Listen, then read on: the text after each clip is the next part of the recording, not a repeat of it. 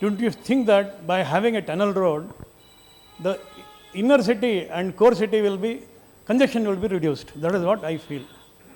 So that's what we think. And there will be a temporary improvement also. If you look at the volume to capacity ratio, it goes down a little bit when we introduce this tunnel road. Okay. But the problem is it's very short-lived, first of all. Secondly, on the same tunnel road, if you have a additional metro alignment or a suburban rail alignment, okay, your capacity or the capability to reduce the traffic congestion would be much, much higher than tunnel road. And it will come at same level of investment as compared to what, probably lesser investment as compared to what you will put to construct a tunnel road. So as I showed right at the beginning, what is the capacity you are adding per unit of investment?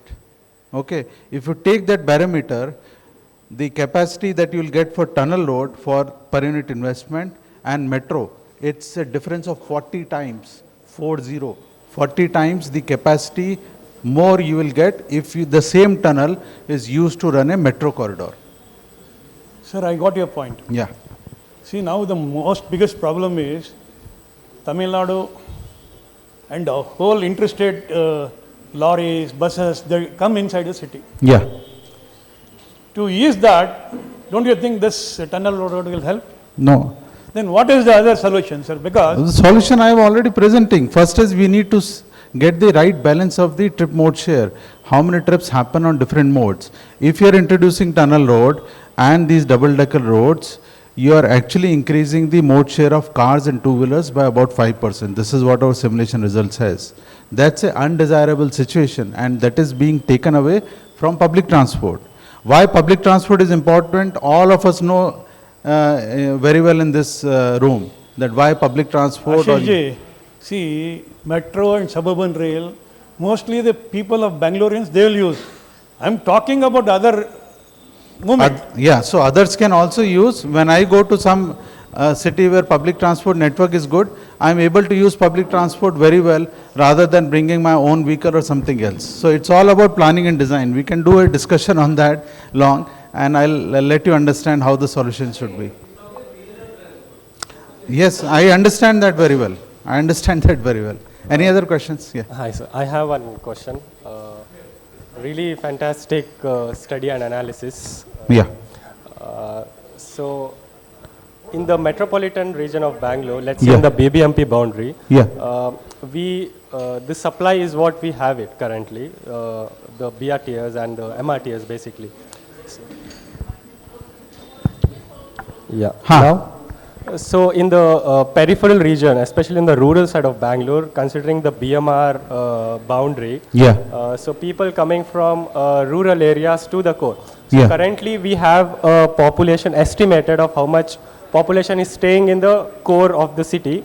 So based on that, we are deriving. No, we also have estimate of the whole BMR for how it will increase in future. This is how, because of the absence of MRTS network in the rest of the BMR, all these rural areas that you're talking about, the traffic congestion is getting heavy because we are not planning MRTS network extending to these areas. So that's the point I'm trying to make, that we got to plan now itself the extension of these systems in the outer areas, the rest of the BMR. Agree. But we have got the estimates of population and employment for these areas for 2030 and 2041. I just wanted to know, like, what are the parameters considered for the peripheral?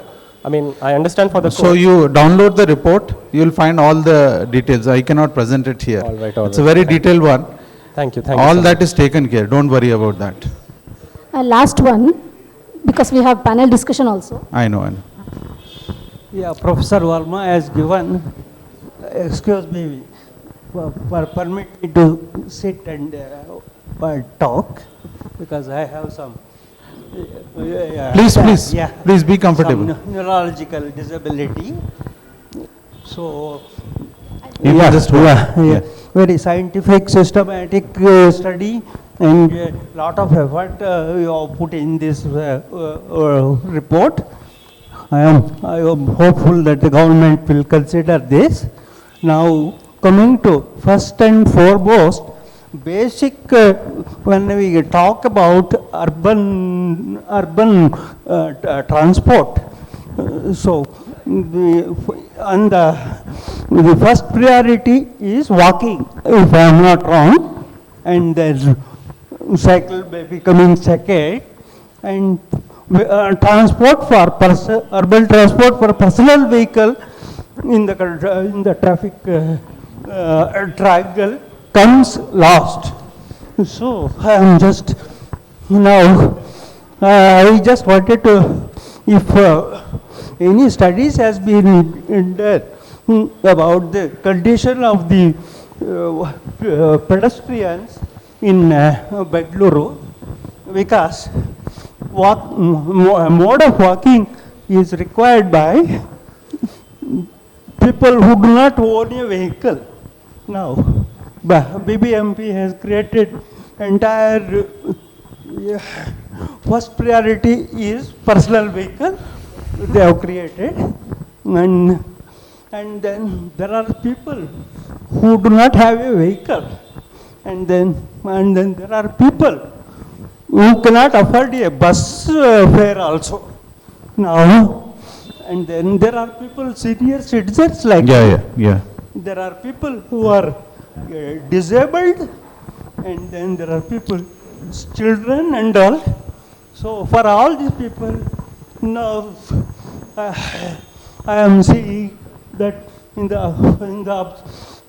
every inch of extra space, even where we were having very wide footpaths, Bangalore, all that is giving way to Vehicles. roads. Every inch is utilized, and now only the roadside drain space, because storm water drain is required for the city, only that is left, which is left than 4 feet, and then no footpath at all.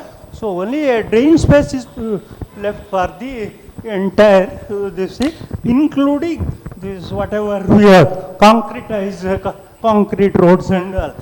So Yeah, so, sir, I got your question. I'm sure that even the Yeah. national transport policy also says that Yeah. walking is the first. And then in that respect, I am afraid. Now, of course, on a mega scale, lot of planning is being done, but at the micro level, at the foot, Yeah, I yeah. think we should go do something. Sure. Thanks for the question. And you have raised a very important and relevant point of walkability being the first principle and focus. In terms of studies, there is a lot of evidence and lot of work that we have and many others have done, which we can bring on the table. But unfortunate part is the governance, the way it functions or has been functioning, there is little regard for scientific evidences and scientific studies, which is where we are all facing the issue. So if we take into account the scientific data and evidences and then do these interventions, whether it is the planning level or at the design and infrastructure level, I'm sure we can do much better. There's also a committee now in BBMP to look after a better workmanship and design for road infrastructure in the city. Many of us are part of it, including WRI. Hopefully we'll be able to do better about this at the design level also. That's what I could say.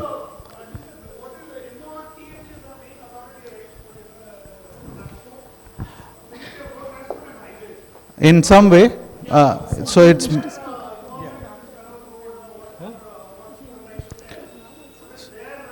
So MORT is mainly looks at highways and road. So for urban transport, it's mostly MoHUA, Ministry of Housing and Urban Affairs. For that, there is already a guiding document of National Urban Transport Policy, which sir was also mentioning. The core principle is moving people rather than vehicle. It simply doesn't go in the head of people taking decisions. That's the unfortunate part. Yeah.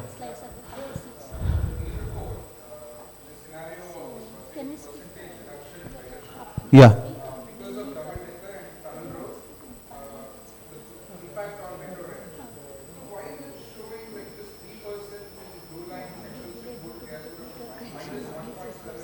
So minus means that those lines are actually gaining a little. So it all depends upon what is the alignment of this double decker and tunnel road, and maybe in some cases they are feeding into some of these MRTS lines, okay? But more or less on majority of the other lines, the impact is the reduction in the ridership. In some cases it is more, in some cases it is lesser.